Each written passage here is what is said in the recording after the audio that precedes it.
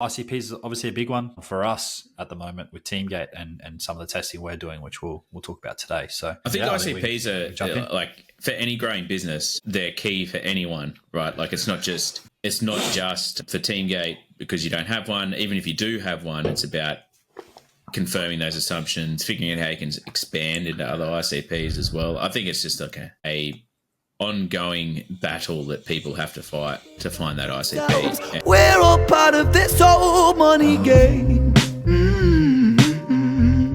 This whole...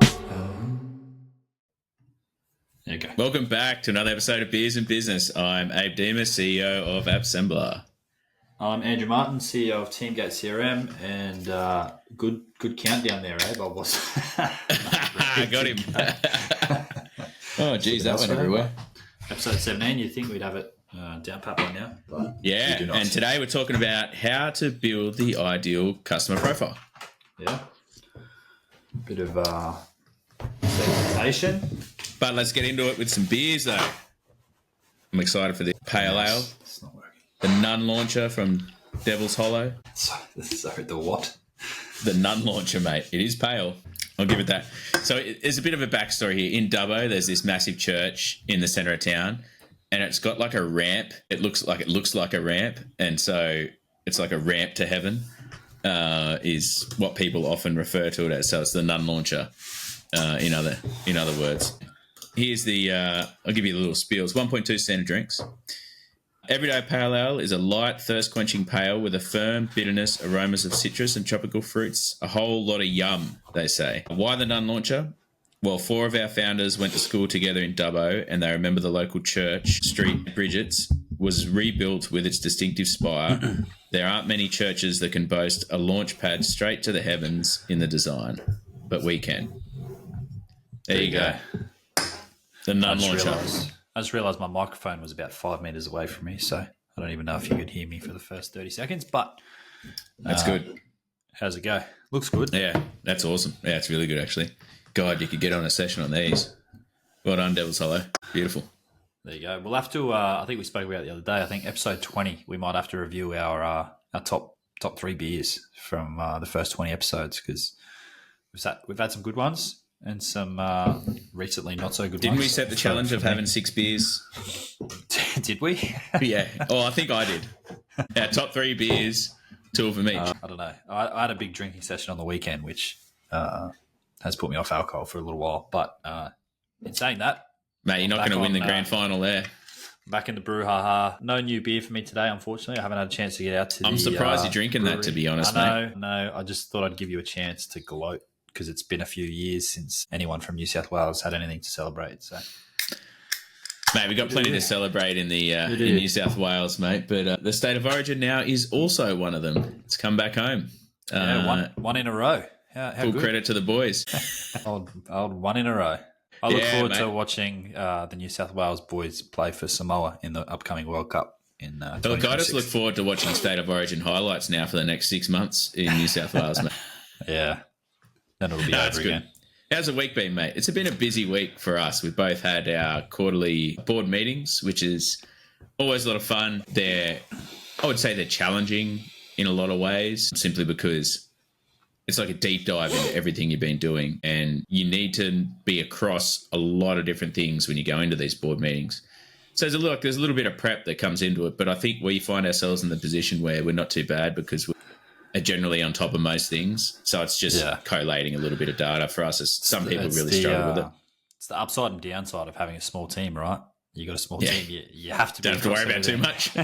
You have to be across everything because you're doing it. You're doing sales. You're doing marketing. So it's been a busy week. My biggest outcome that I found from the board meeting is that the economic situation after COVID has probably gotten worse for a lot of companies, and it's just backed up in Australia as well. I mean, the Fed, so the US version of the RBA, is they're priced in rate cuts for this year, whereas Australia, that's not coming down the pipeline. They're looking at rate rises again. But I think there's been more business failures this year than during COVID. And I think it's more business failures this year than during the GFC.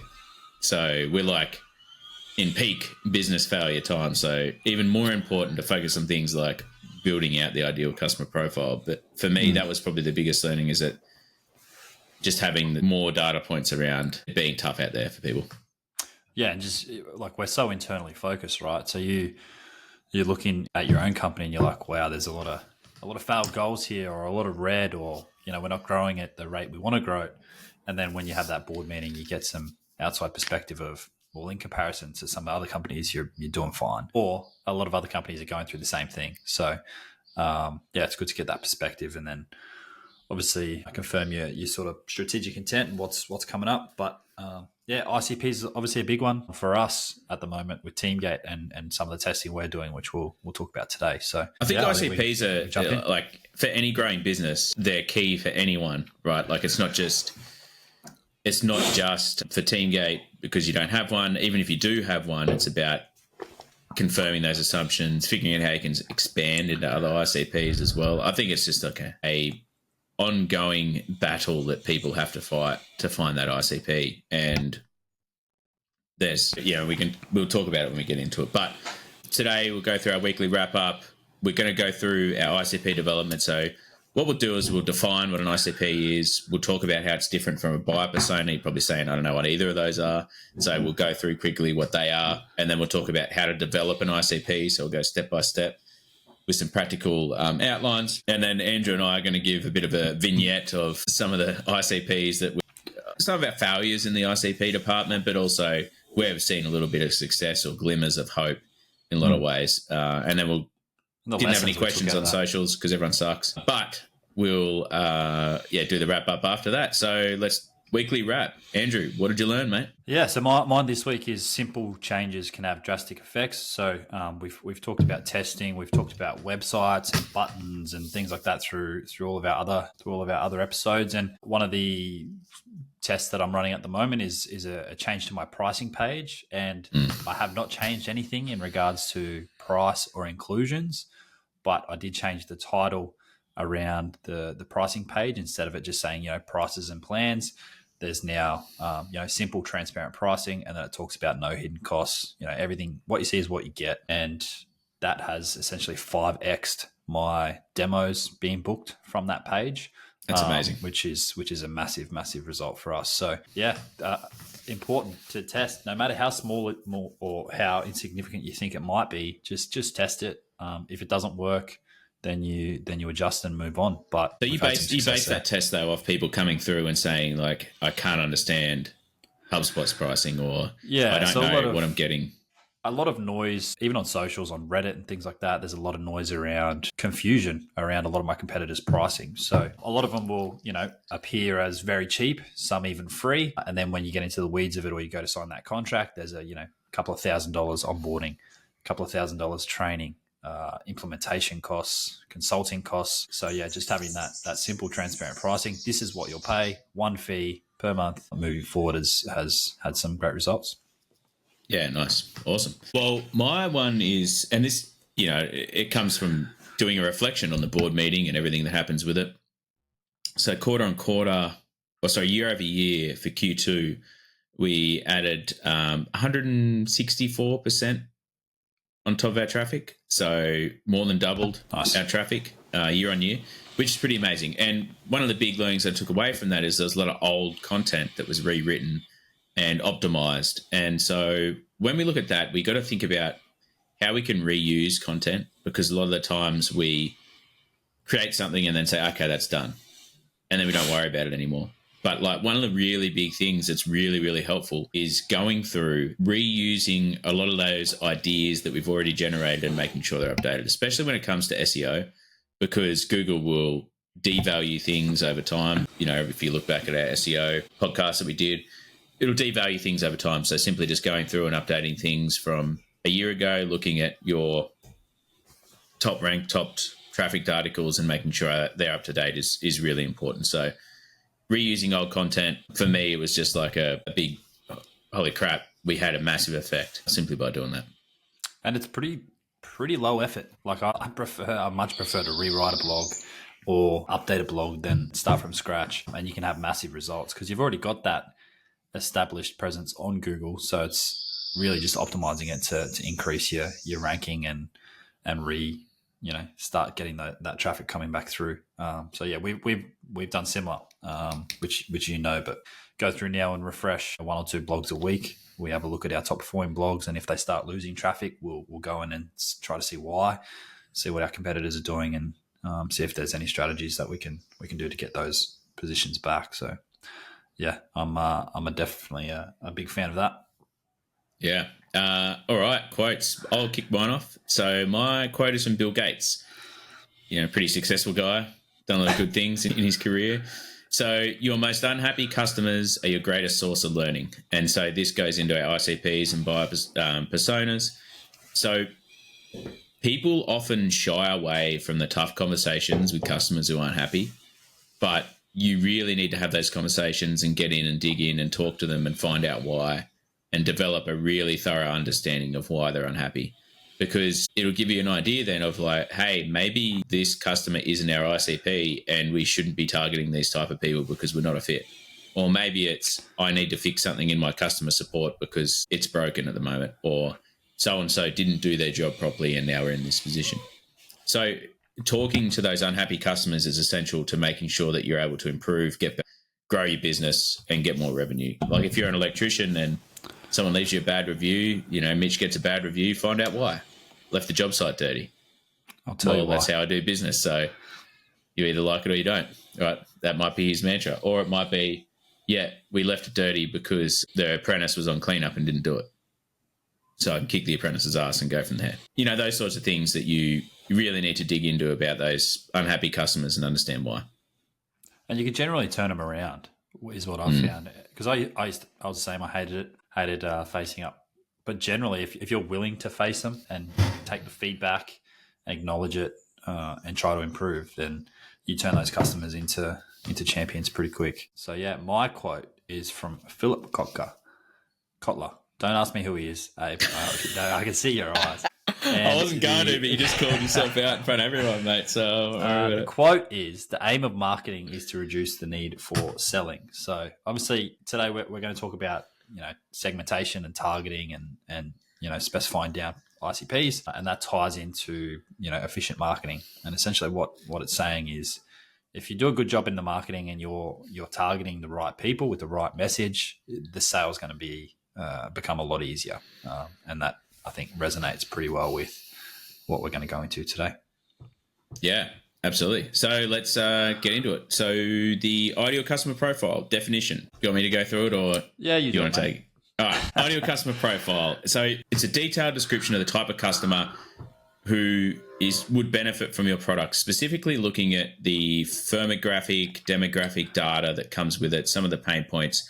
But overall, it is a sort of like a bird's shot view of like what your customer is. So it looks at, this number of employees, the revenue amount and things like this. Think of it like, how you get the Australian Bureau of Statistics data that comes out. You can gather a lot from that information. So how much revenue is it getting? How many employees does it have? Where is it located? The different types of industries that it could be in. What tech stack are they using? Things like that come in and form this ICP. And so the reason that we look at this ICP and start to understand it is things like net revenue retention, happy customers. You don't want to be targeting a whole heap of people who don't need your product or your product isn't a fit for them. So you could get to the demo stage and everyone goes, oh, we don't need this, or this isn't useful for us. That's a bad place to be in. Whereas if you find your ideal customer profile and you're able to target them, there should be like this sucking need for your product when you get to that. Yeah. It's kind of who you want to sell to. That's a good fit, right? And it's, we've used Mitch as an example through probably every episode. But if you're an electrician, you probably sell to, families in the residential space, maybe building developers, maybe builders, right? And the builder probably wants a fast turnaround with a low cost, whereas the family might want high quality, a reasonable cost. So depending on your company needs, if Mitch from Zeus Electrical has a small team, he's probably going to be more focused on that quality work, with a reasonable price versus churning out a lot of work for a big building developer at a, cheap as chips price. For Mitch, his time's probably better spent going after those families and that residential space. So it's not every customer that you serve, but it's trying to work out what the best customers, what the best fit is, and whose problems you solve the best. Yeah, absolutely. And we use Mitch, but there's also, if you look at an IT business, right, you might be servicing a small business as your clientele. You might have a local area that you service. So once again, like your location is going to be there.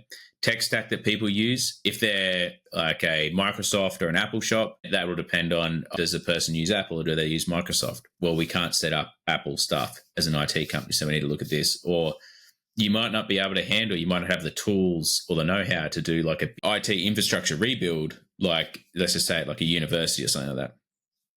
So you might be focused around those sorts of things. For cleaners as well, residential, commercial, builders, as like the building cleans that come with it. You may not want to do end of lease cleans because they're a pain in the ass. You might just want to do, your standard house cleans that get on a schedule every week type thing. But it all just depends. But then these are all opportunities for expansion, right? When you start to identify all these different ICPs, it's like, great, you might start out and clean residential houses, for your cousin, your uncles, and then they refer you to some other people and you build your business that way. You earn enough money there to then say, oh, well, how do I branch out further? I talk to some builders to go to builders cleans. Oh, I talk to real estates to end of lease cleans. Those sorts of things that you can start to look at how you can branch out to that different areas within that. Yeah, and it's important, we'll get to it through today, but it's important to understand you can have multiple ICPs, but it then down the road starts to tie into your marketing and your targeting. So if you're serving residential and commercial, your messages and the problems you solve for each might differ, and that's going to make your marketing messages differ as well. So we're probably getting ahead of ourselves a little bit. But the next point is some of the listeners may have heard of a buyer persona, and a lot of people generally get a buyer persona and ICP mixed up. They are linked in a way. Obviously, the ICP, generally speaking, you're talking more business to business, but not always. But, we're talking about what type of company would benefit significantly from your product. So it might be related to company size, your industry, your revenue, the location, and things like that. But it's your broader concept that focuses on that segment for your business. When we're talking buyer persona, it's more of a individual level, whether it's a fictional representation, but it's going to be someone with those personal attributes. If I'm going after for Teamgate, if I'm going for small businesses that have a sales team between 5 to 10 people with an annual revenue of $1 million plus, that might be an ICP. Whereas the buyer persona that I'm going after might be sales managers who are looking to get more dexterity on the performance of their sales reps. And that would be solved by X, Y, and Z through Teamgate. So that's the difference. Now, with the buyer personas, generally they talk about it being B2C. So people that are selling, from a business to a specific customer, but not always. So the example I gave there is where we would use a buyer persona for a B2B business. So Teamgate generally sells from business to business, but we can still target a specific persona.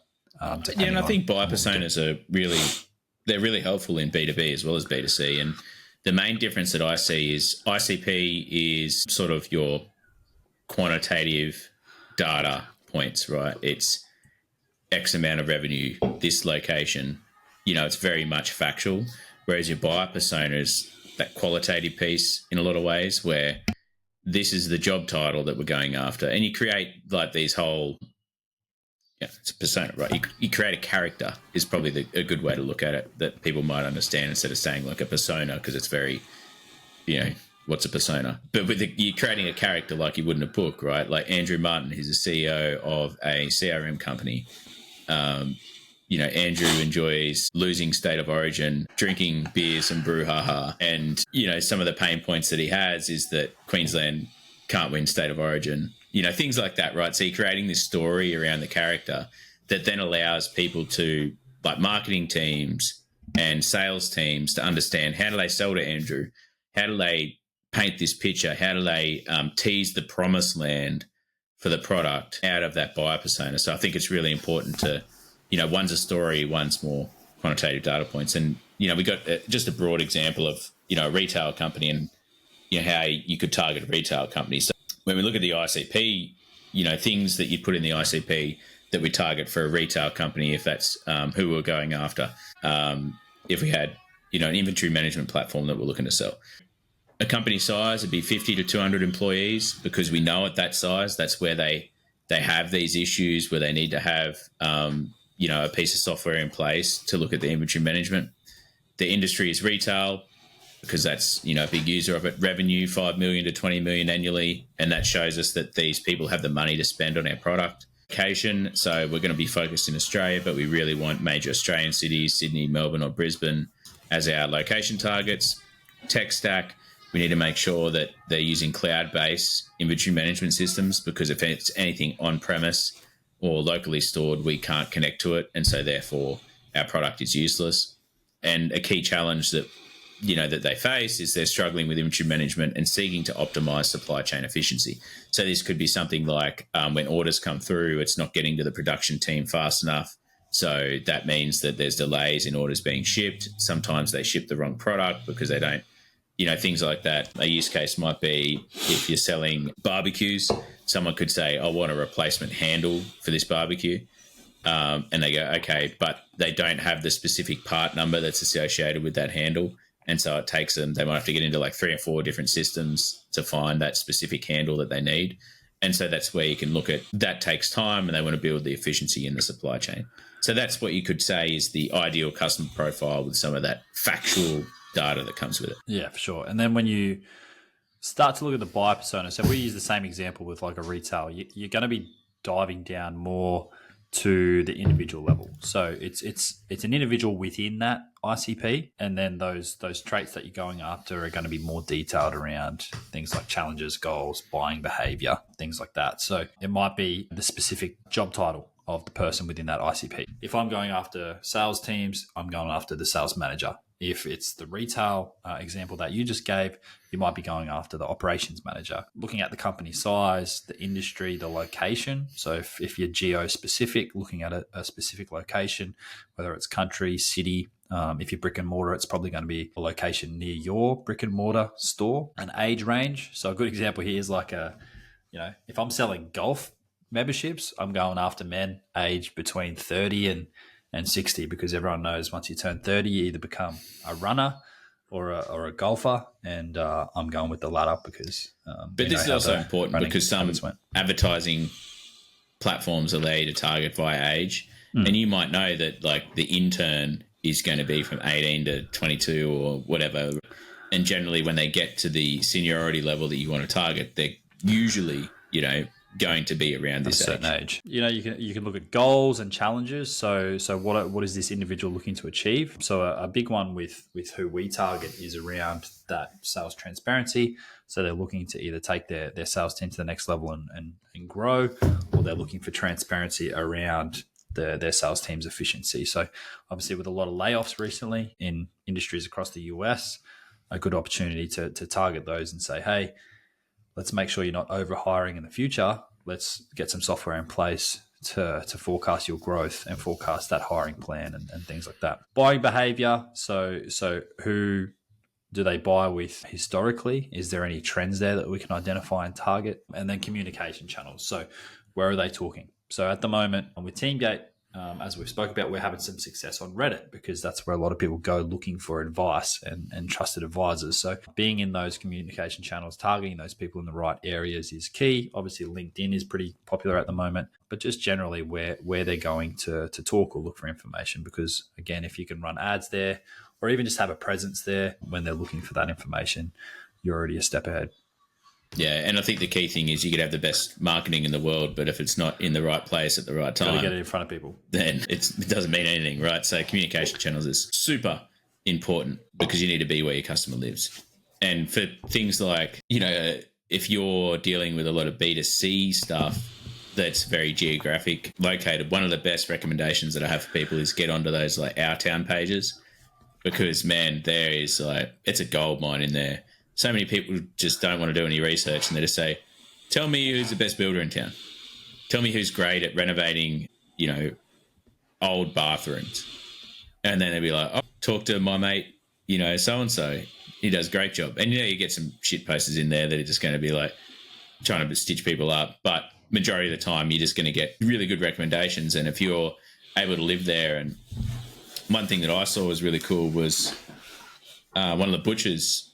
So shout out to Mick from Not Nats in Bathurst. So when people started recommending them when they first opened on our town, they're like, great, anyone who recommends us, just tell us and we'll throw you a $10 gift card when you come in the store. And so it encourages people to put in those recommendations as they come through, right, to get it out there. Because it's just so powerful, because it's like getting customer reviews straight where there's a person with a need specifically for your service. So, yeah, that's an immediate recommendation that I just thought of. Listen, those Facebook groups are huge. If you're in any sort of service industry or local, have a local offering, you need to be in those like, I don't know about you, but we go there for everything. Well, Charlotte, if Charlotte needs when we're renovating, we needed windows. Who's the best? Where can we get windows that aren't going to take us 6 months for an install date, that are good quality, and you get recommendations straight away from there. So yeah, definitely a place to be. All right, let's talk about, I guess, as a small business, why you should have an ICP. And I think this is really important, because a lot of people say, like, I'm doing fine without it. What do I need an ICP for? But it's also, a leak in a ship isn't a problem until the ship starts to sink, right? And as we see more and more businesses start to go under this year, more than the GFC, you might be fine now, but what happens? 10 of your clients lose their, 10 of your customers lose their job, and residential cleans no longer become a thing anymore because they don't have any money to pay for them, or it's the first thing to get cut when interest rates go up, right? They can't afford that monthly installment to pay you to clean the house. When suddenly the usual ICP or demographic that you focus on, or suburb that you focus on, changes its demographics, right? And it suddenly goes from being an upper class neighborhood potentially to middle lower class, and then you're left with this serviceability problem in the area. So one of the key bits that comes with an ICP is you get this improved marketing efficiency. And so the best thing is, as we talked about there, is it allows you to target ads a lot more effectively, but it also allows you to have messaging across those advertising campaigns that are going to be a lot more impactful for people. And one of the key things I look at here is that your website as well. So when you test an ICP, one of the best things I found is just create a solutions pages specifically, or an industry page for that ICP. So if you're a cleaning business wanting to get into more commercial cleans, you probably need to talk about commercial cleans on your website. It's arguably more important for commercial cleans than it is for residential cleans, because as a B2B sale, I'm more likely going to look online and check it out on the internet, versus looking for a residential, you just go off recommendations that people give you. Like the buyer's journey is quite different. And so when you go into that ICP, you need to figure out how you market to that ICP, whether it be Facebook ads, whether it be LinkedIn ads, whether it be Google ads, whether it be just simply updating your website, having some SEO surrounding it, targeting blog posts specifically for that ICP. So it's really important to develop that to make sure you're getting the most out of your marketing efforts. Yeah, and it's important to, it's fine if you don't have an ICP completely refined. That's fine. You're probably never going to, because you're going to have to keep refining it, keep reviewing it as you go through. But I think something I learned really well, and it came from James Crennan, who Abe, was it's better to get fast no's than to continue to search for like one yes. So being able to knock out specific ICPs is so powerful. For Teamgate, straight away, like an example, we are a bad fit for real estate. We're not, I wouldn't say we're a bad fit, but there's just better tools out there that we can't compete with, because they link with things like industry-specific tools like retail, real estate. They CRMs, press right? a button and all of their marketing is pushed to these listing websites. So we can't compete with that. We don't have that. And we don't want to build that out. So we know, hey, when we're doing ads, we want to exclude, anyone from the retail, from the real estate industry, because we're not a good fit. So I think that's really important to understand as well. So when you do ads, that marketing efficiency, you go from just a spray and pray, where you're just spending all this money to try to get any click you can, to being really refined and making sure you get the juice out of every dollar you're spending. And you can save a fortune by targeting down with your marketing. So, yeah. Absolutely. The next point, a point near and dear to my heart, is sales efficiency. So obviously marketing efficiency is key, but then also sales efficiency. And it comes back to my quote, right? If you do marketing effectively, it's going to make the sale a lot more efficient, because, if I spray and pray with my ads and I get a heap of real estate leads come in, what are the chances that my sales team's actually going to close that deal? Probably pretty low, because, like I said, there's better tools out there. So it's going to help your sales team prioritize to match that ICP and make sure that they focus their efforts on high potential prospects. So, the CRMs out there like TeamGate or other tools have lead scoring. So you can actually define your ICP and allocate scores to an industry or a business size or a position of the prospect. And then when those leads come through your funnel, hey, this is a really hot lead. This is one that I want to focus on, because it matches, our ICP perfectly, and there's a high chance that we're going to close this deal. So really helps to streamline that sales process and give a clear understanding of the customer's needs, which helps your team sell. Because if I'm targeting small businesses, first-time users for a CRM, they're coming from Google Sheets, I know all the pain points that they're probably experiencing, which means I know the solutions to them that my company will help solve, and that helps streamline my sales team's pitches and things like that.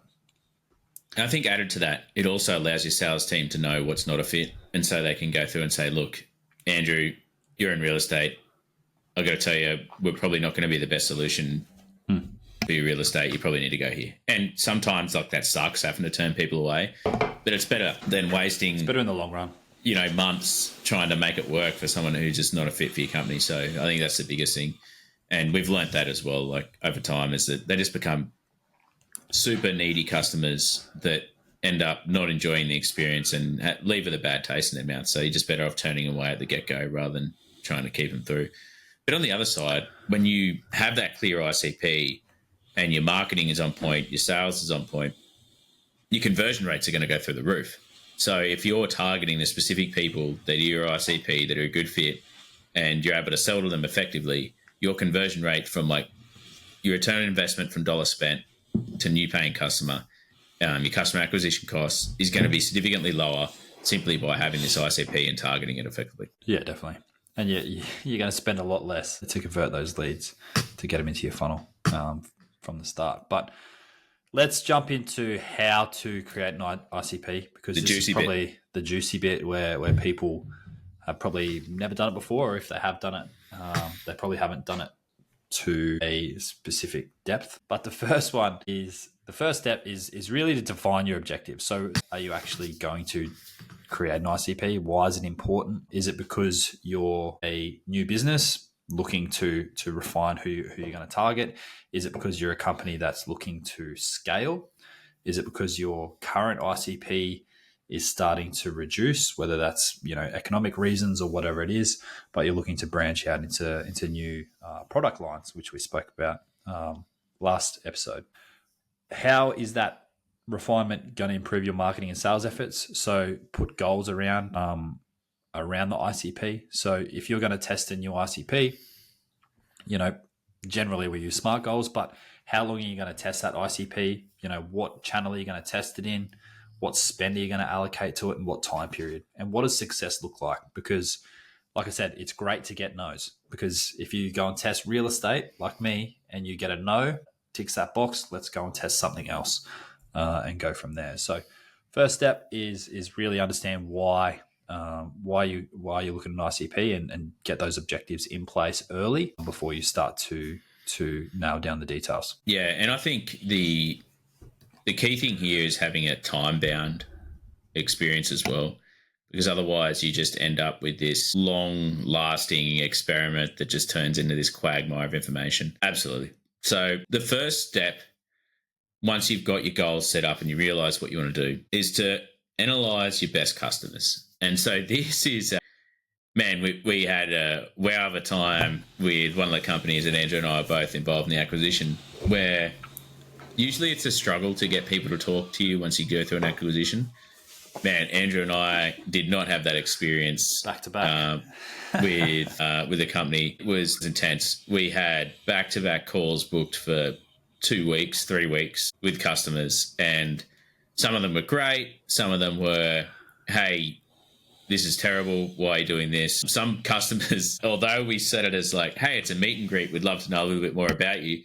They literally start the call with like, hey, so we've got this ticket that we raised and we want to get this. And it's like, mate, we just took over. Give it, geez, like straight into it. And so talking to all those people, you start to build an understanding about how they talk is like a really key bit about it as well. So analysing your best customers. So look at your customer base, but also it's important to collect, those data points as a part of those best customers, but talk to them all, start to understand what are your win ratio, if you can get the data, right? Like if someone comes in that's a particular ICP, how many of them closed versus how many didn't. Looking at your sales records, customer feedback is a big one, NPS scores. So check out who are your happy NPS scorers, talk to them on the phone or talk to them via video call or go and visit them in office and just see how they do things, learn how they talk and everything about them as much as you possibly can, and take like snippets of that conversation and put it into something. Doing this is great by Clearbit is a really great tool that you can utilize as well. So downloading all the data from your CRM,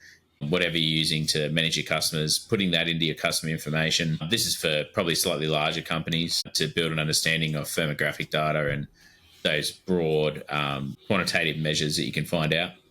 But one of the best things you can ever do is just talk to the customers. And if you're ever in doubt of like what your ICP is, just go and talk to all of your customers. And the ones that say, I really love your service, this is great, excellent. And the ones that are like, wish this was done better, or this doesn't really work, or blah, blah, blah. You need to look at them with a bit of a skeptical eye and say, well, are we really servicing exactly what they need, or is it not really a fit, but they've made it work? Yeah, definitely. I think with our experience, we were moving into an established company. So it was really important to understand who the company was already serving. So that internal look is really key. Now, if you're a new company or you're a company looking to expand into new markets, it's still important to definitely look internal. But when you start doing that next step, which is collecting the data, you're going to be looking more at market research as well as internal. It's still key and crucial to understand what problems you solve, and you're going to get that generally from your current customers. But then looking and combining that with market research to look at what other ICPs you could potentially service, whether that's a different geographical location, whether that's a different industry or whatever it is. So you got. I think with that, just go if you're starting out a new business or you're a new venture and you don't have like a customer base to draw from, then once again, just get out there and try and speak to people, whether they're customers or not, and say, hey, look, I'm starting up this business. What do you look for when you want to do X, Y, and Z? People are generally pretty good to tell you that information. But I will caveat that with people often don't know what they want until they have something they don't like. You just need to be skeptical about some of that information that you might gather from people like, yeah, I'd pay $500 for someone, $500 per hour for someone to do that. And you're like, oh, cool. What do you want to sign up? And they're like, I'm not paying $500 per hour. And you're like, what do you mean? You said you wouldn't. They're like, theoretically, yes. But when it comes to like actually paying $500, then no, I wouldn't do that. So you just got to be mindful. Money. And the data you want to collect is similar to what we spoke about before when we're talking about ICP and also the buyer persona. So you're looking at industry, company size, location, and revenue. But the other intangible data is, like Abe said, going and getting the that voice of truth or that customer voice. So this is step 3, collecting the data. Collecting the data, which I already said. Thanks, Abe.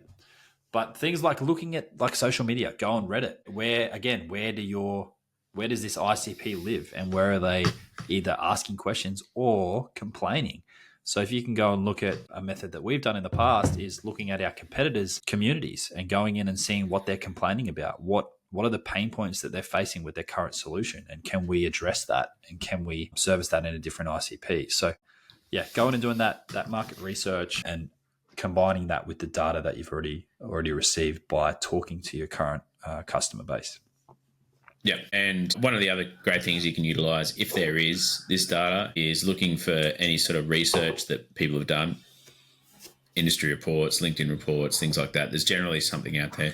No matter what sort of business you have, there's generally some sort of industry report that's been done on it that'll give you some general information. So if you're starting any sort of business, you have to put together some sort of business plan. And so starting with like industry reports, ABS data, things like that, and that's always really helpful to get those data points. And then the next one, step 4, is understand your customer pain points and needs. And so this is a really interesting one that, you gather this when you talk to the customer, but looking at, when we did this, we had like a list of questions that we'd ask people and we'd try and get through. Some of it we get pretty far. Problem is, some people don't remember what it was like before they implemented the solution, which is a big problem, right? So I say, well, why did you come and look for our product?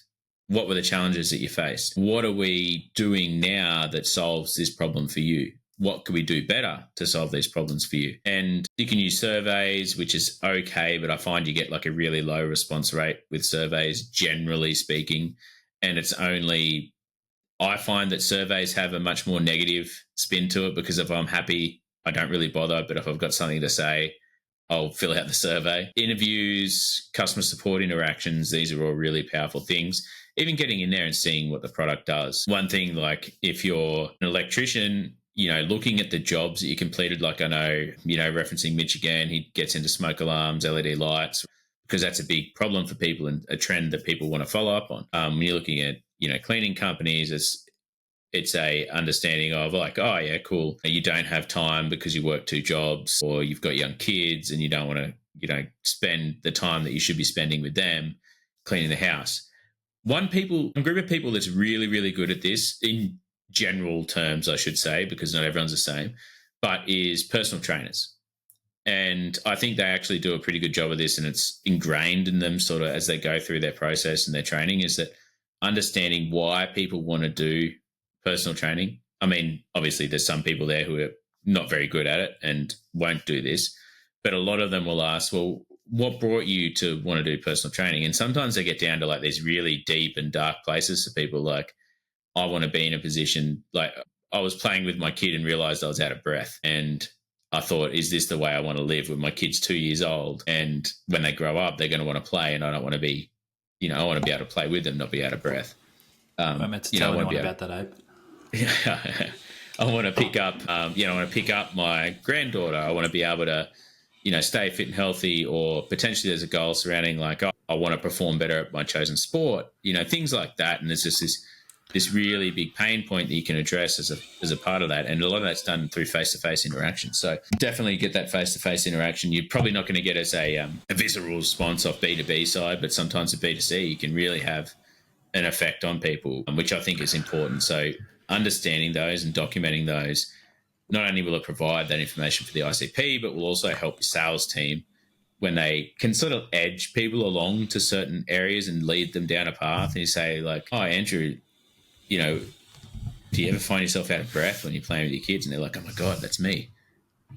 And then suddenly you've got this self-realization that, oh, maybe I do have this problem. Do you ever find that, for a cleaner that's going in through a walkthrough, it's like, oh, do you just never have enough time to get through everything? And they're like, yeah, it just feels like the weekends is all we do is clean and it sucks, right? Or if it's Charlotte, she's vacuuming like 20 times a day, right? Getting a cleaner in to do that could save her probably, 20 hours of her day that she spends vacuuming the house. So it's just one of those things that you can start to break down and understand a little bit more when you go through that sales cycle. Yeah, same reason I paid someone to mow my lawn for a couple of months. He's now been sacked, and I'm back doing it. So look at me go. Big dog. Step 5, analyzing customer buying behavior. This one can be tricky, and it probably dives into the persona piece more than the ICP piece, but it can be applied at a company level, especially in things like software.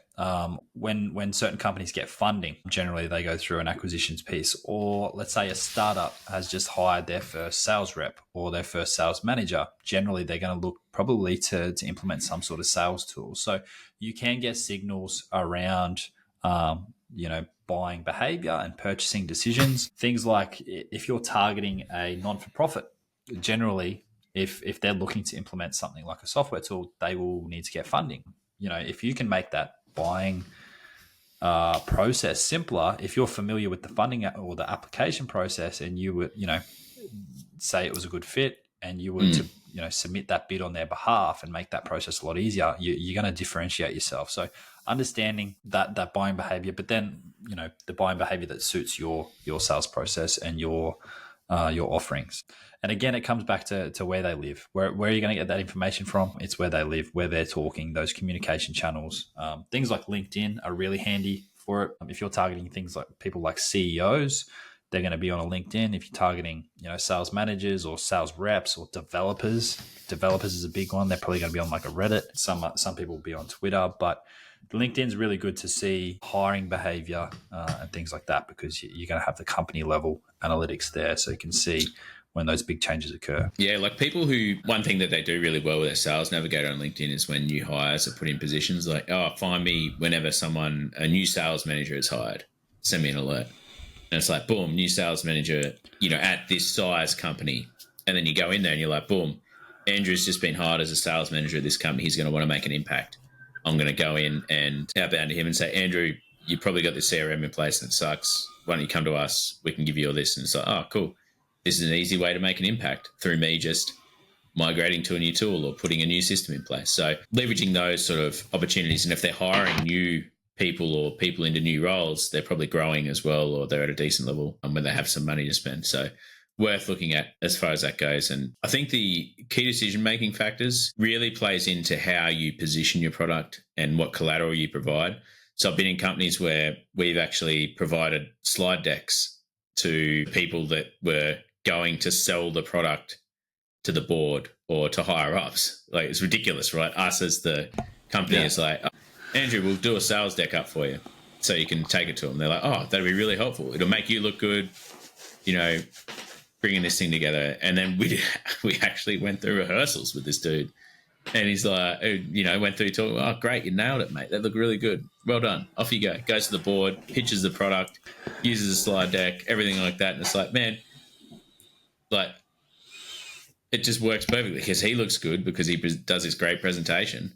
And then we look good and they're like, great, we'll buy. And so understanding what the sales cycle looks like and what that person has to do to get approval is also really important as well. All right, so segmenting your customer base. All right, so this is where Clearbit really comes into play to allow you to segment your customer base really easily. It gives you like a spreadsheet that you can then go and do some analytics on the data and things like that. And then it also allows you to start to picture and analyze how that ICP could potentially be segmented, whether it be, man, we've got a lot of customers that are in Brisbane. Why do we have so many customers that are in Brisbane? It's because there's a big, let's just say, like retail production industry that's in Brisbane. That's why there's so many. Great, we should target Brisbane. That's where we should really aim to, for expansion. Or potentially there's a particular people who earn 20 mil to 100 mil. We have a lot of those customers. And when they get to 100 million, it's like they outgrow the product and then they go and get something else. So we should target people at the lower end of that 20 million so they have time to grow and our net revenue retention looks good. So those are the sorts of things where you can start to build a picture of what your customer base looks like, and you start to piece together the dots of, we win all these new contracts at 25 million, but we have a heap of churn when customers get to 100. We need to just figure that piece out. And then you can start to picture in your head about all the different ICP elements that you want to target. You can almost start to build then like a bank of tests, a queue of tests that you want to do with the ICPs.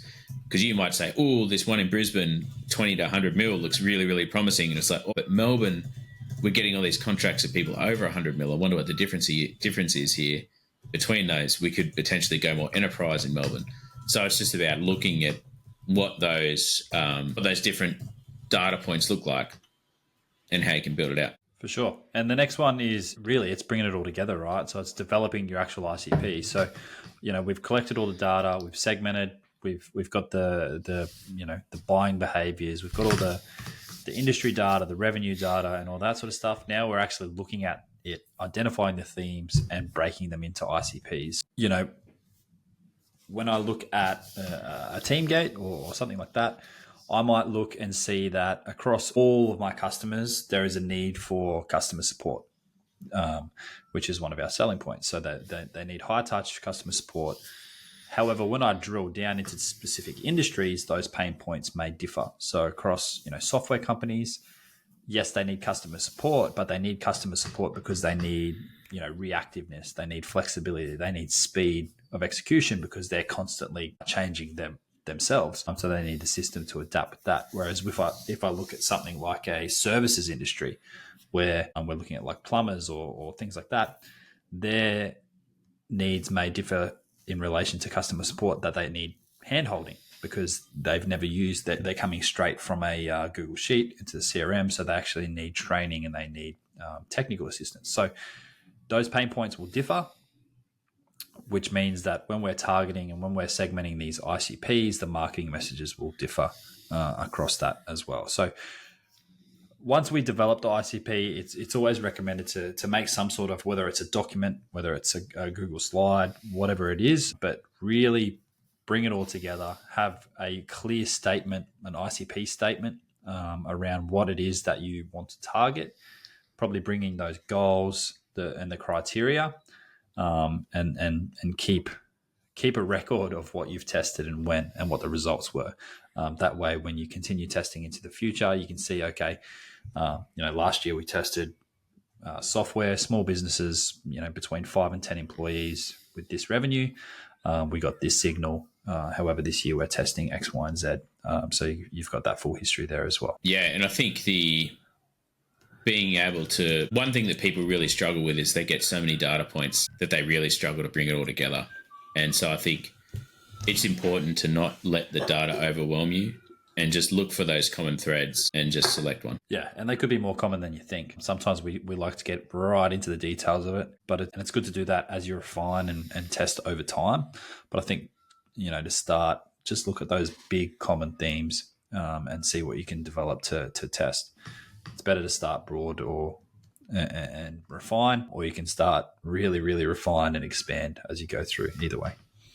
Yeah, absolutely. And then the step 8 is the validation of your ICP. So you've got all the data together, and now it's time to try and validate that. So you can test that with new and existing customers, so seeing if it resonates, doing some analysis around that ICP to see if it's accurate. And then one of the biggest part there as well is being able to share that between the sales and marketing teams, because they're the ones who are at like the forefront and have those data points in their mind.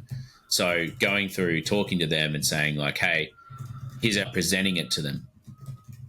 Here's the ICP, and sales might say, yeah, look, generally we get these people in. These people are not high converting though. So potentially we need to change it to this particular, or need to change some of the firmographic data, like the company revenue, company size. It might be, yeah, the revenue's right, but the team size is generally, we actually help them have less of a team. So if they're 10 to 20 employees, that's ideal, rather than 50 to 100, because once they get to 50 or 100 employees, they've got enough people to just solve it themselves. They don't need us for that. So that could be some good feedback from sales and marketing as well. And then validating it. I mean, this is like the never-ending loop of validation, right? But that's the last step in the process, but you should still continue to validate it as you go through as well. Yeah, and I guess the next couple of steps, it's more around testing and refining as you go through, but implementing and utilizing the ICP. So once you've got it, it's important to obviously use it. So generally, we keep coming back to gap selling, but the problem identification chart is a tool that's explained in Gap Selling by Keenan.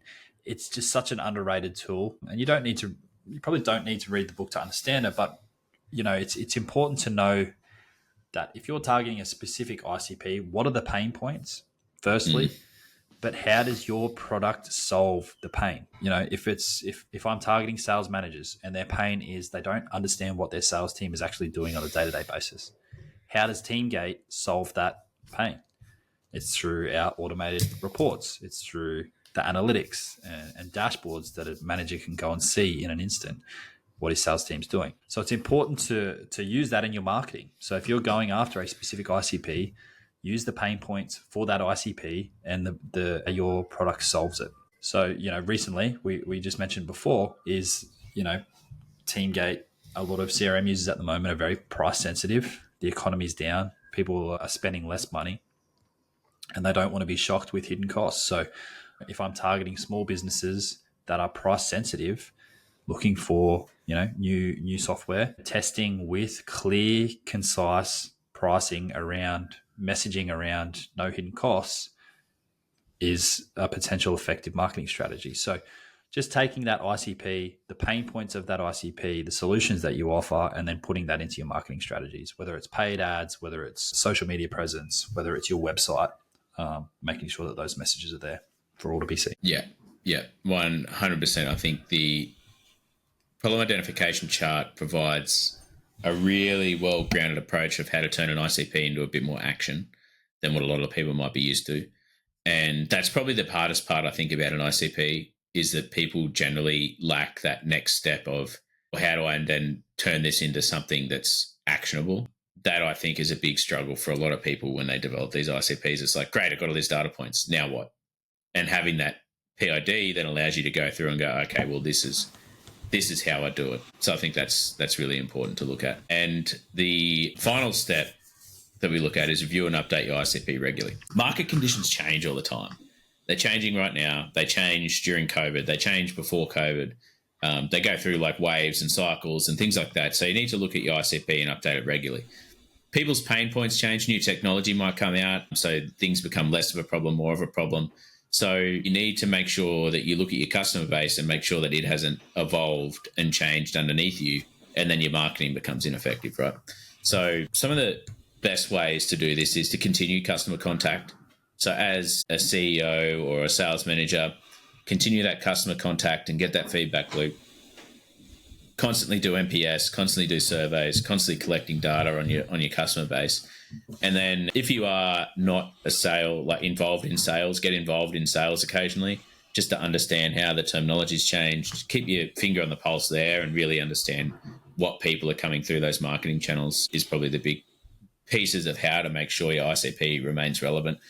Monitor customer acquisition cost. If it increases dramatically, then potentially you need to look at your ICP and who you're targeting because it's no longer relevant. Yeah, for sure. And I guess that brings us to the end of how to develop the ICP. And before we start to wrap up, Abe and I thought it'd be a good idea just to take you through, I guess, 2 vignettes or 2 practical examples that we've both experienced, mainly for lessons learned, right? Because this ICP stuff can be done. It can be done really well, or it can be done really poorly, but there's always lessons to be learned regardless of how it's done. So, Abe, do you want to kick us off, or do you want me to go first? Yeah, no, I'll kick us off. So Andrew and I were involved in acquisition of 5CRM, which is still a Xenon company. And we had a great experience where we went through, got the customer list, downloaded the customer list, put it through Clearbit. It was reasonably helpful in that we identified where our customers were, the revenue that they had, a few other bits of firmographic data. The customer industry wasn't exactly as clear as we would like it to be because we were in there's a bit of a mixed bag that was in there. So that wasn't so great.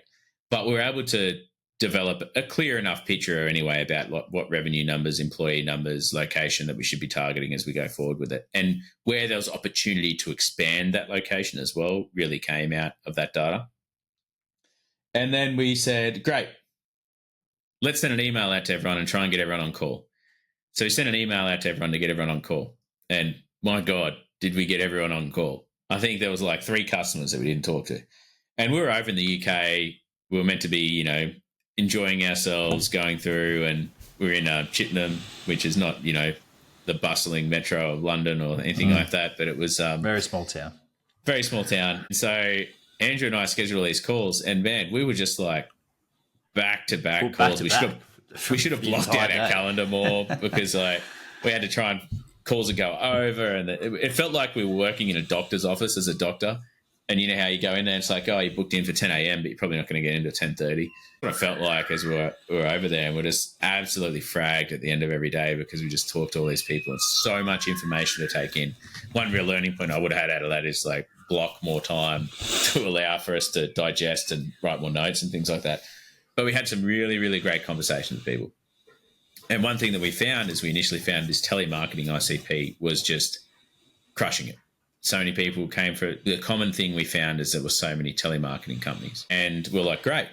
They were talking about how great the tool is for telemarketing, wanted to see some improvements, gave us some suggestions. We're like, great. They're talkative, feedback, love the product, customers for years. This is like shut the doors, done. And then after a while, though, what we found is that they're actually very needy customer base and they wanted a lot of development done. Beneath the initial excitement of the acquisition, it almost seemed like there was a underlying desire for things to change. And that was like that, I would say, then didn't mean that it wasn't a great ICP, just meant that there's a lot of work to satisfy that ICP. And we also started to find like winning new deals was tough because people were like, it looks old, but it does a job. And it's like, why would you want a Ferrari to go forward driving in? And like that was a sort of selling point. But then we started to realize that maybe telemarketing wasn't the best fit. And then so we started to look at some different ICPs for discovery. And then we actually found that addiction recovery in the United States was a big portion of our US customer base. We didn't have a huge amount of customers in the US at that stage, but they had massive champions. They'd written journal articles about us that mentioned 5CRM being utilized in their addiction recovery programs. Not to mention that it's a great thing to be a part of to help people go through that recovery process. And so we just went in there and started testing around that. And man, it has been a hit. And 5CRM is currently focusing really hard on that addiction recovery place. And it's working really, really well for them. So that, I think, is like the lessons that I learned about that is, firstly, give yourself more breaks in between calls, because looking back on that was stupid. But the other part is the first signal may not be the best. So we tested, we adjusted, we realized that we needed to make some change. We made some changes, we refined it, and off we went in another way. So don't just take that first signal as like, great, I'm on it, we've got it. You got to test it. You're going to go through that. And the other part is do a lot of research. So much research, and you really got to put in the time to make sure it, you know.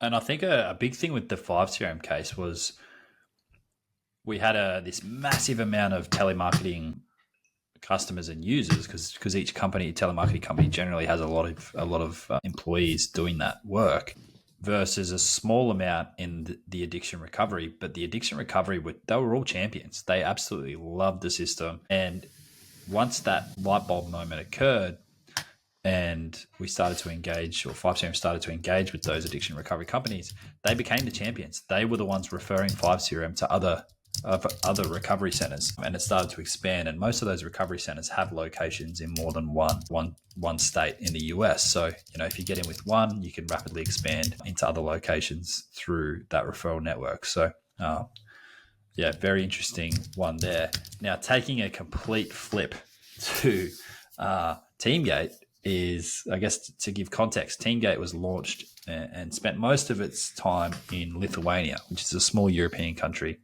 And upon the acquisition, same thing. We sent the email out to book in some calls, but unlike 5CRM, where we had days on days of blocked out calls, we almost got zero signal. You know, that you know, now that time has passed, it's definitely I think it's a cultural thing. A lot of Lithuanians don't speak English, or they prefer not to speak English. So we didn't really have that voice of the customer initially. It took a lot of time to develop that voice of customers. Initially, we didn't really have much data to go off. Obviously, putting, similar to what we did with 5CRM, putting our current customer base through a tool like Clearbit, we got some data and some trends there. And taking a step back, I think during the acquisition, you know, we all come from, you know, the Xenon family all come from software companies.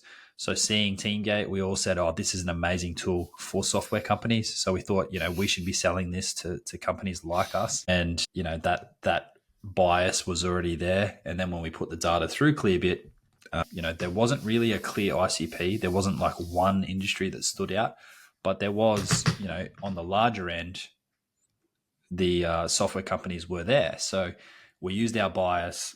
The data kind of backed it up, but not completely. And we try to make a push into the US market for tech and for SaaS and for software companies. And it kind of fell on its face, because if we look at the geo space, you know, in the US, they are very tech illiterate, sorry, not illiterate. They're very educated The around opposite the of tech that. space. So, going after software companies who are in the software industry, they're already Very educated needy. around that space. Like, I'll be the Very first to needy. admit, when I go to buy a product, I'm very needy, right? I'm Yeah. like, it doesn't do this one thing. It's not going to buy And we know how to sell, and we know how to negotiate. So, already you sort of have that friction immediately. But even in the startup space, if you're in the tech space, you already know the giants of the CRM world. So, straight away, Teamgate. And in the US, it's very reputation based selling. So if I ring someone and say, hey, this is Andrew from Teamgate, they'll say, who? And you say, oh, we're a CRM. You're not Salesforce, though, and that's You've it. already got a CRM. The door's shut. Yeah. Yeah. It's not even open to negotiation. It's all about The amount reputation. of time people have said, we've just implemented Salesforce. Yeah. It's like, why? Crazy. Just though. Just last month. Or they're still in the implementation phase 12 months down the track. Yeah. So, we continued that push, and eventually we started to get traction with small businesses. So in the service industry, tech industry as well, but we played to our strengths of customer support and our pricing and things like that. So we started to get traction in the small business. But probably a big thing in the lesson that we learned is what we ignored initially was the geo space. So obviously in Europe, in Lithuania, we serviced from, a tiny, one person team through to, our biggest customer, which is one of the biggest car dealerships in Europe. And the big thing that we ignored was, why do people in Lithuania use Teamgate rather than a Salesforce, rather than, these giants, even if they've got the money to afford a Salesforce? And the light bulb moment was, it's because we offer the system in their native language. We offer Teamgate is built in English and Lithuanian. So that sort of created a new light bulb moment for us, where we did some market research and we looked at all of our competitors and even the biggest CRMs in the world. And we said, well, what countries are they servicing and what countries is there a gap? And we found multiple languages which currently aren't served by any of the big fish that we could rapidly expand into and get some signals. So that's our current test, which I'll keep everyone updated. But immediately we've got a low ad spend. We're spending a lot less than we would in the US, and we've got some signal straight away from some of these countries. So there is an opportunity there for Teamgate to become the multilingual CRM, to expand into multiple countries with multiple languages, which again differentiates us from our competitors. So yeah, they were the big learnings for us, and those tests will be ongoing into the future. So no conclusions yet, but some good signal initially. Yeah. And I think the big thing there you can take away is that ICPs are hard. They're not something that's very easy to come together. Like, you get this thing and you're like, this is a winner. And then you go and test it and it's like, actually, it sucks. So it's hard. But some common mistakes that people can run into is that, and we both fell into it, is creating an ICP based on assumptions and not actual data that's in front of you. So always use the real customer data. Always go and test it and have clear metrics. So when you set goals, make sure they're measurable and you go, okay, we didn't meet that measurable marker, so this ICP is not a fit. The next one is having too broad of an ICP.